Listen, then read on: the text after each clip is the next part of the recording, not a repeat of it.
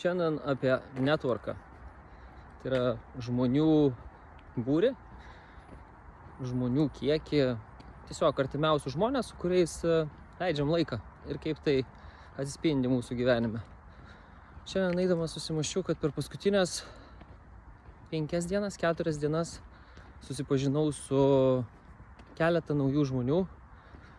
Išmokau apie naują sportą, kuris iš tikrųjų labai sudomino, tai yra šachboksas.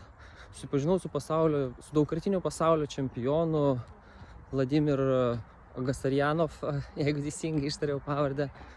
Nuostabus žmogus, manau, kad ateityje bus projektų su juo.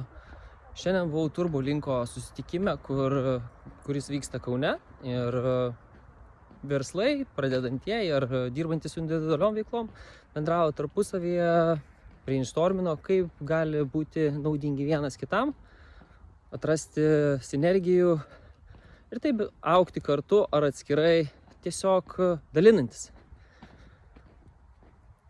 Praėjo laikas, atrodo ištirpo, ir tai yra taip nuostabu, kai žmonės ateina duoti ir dalintis, ir tai vyksta taip natūraliai, nieko forsuoti nereikia, nieko planuoti nereikia, viskas tiesiog vyksta. Ir aš taip įsivaizduoju gyvenimą. Tai nereiškia, tai man asmeniškai gaunasi lengvai. Tikrai būna tų dienų, kai norisi viską spjauti ir grįžti atgal, iš kur atėjau.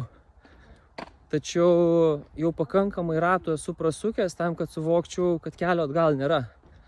Kelias atgal yra iliuzija, kur protas nori pajausti kažkokį lengvumą, atsipalaidavimą, ir tik laiko klausimas, kada vėl grįšiu į šitą tašką, kur turiu žengti drąsius žingsnius į priekį ir taip kurti savo naują realybę.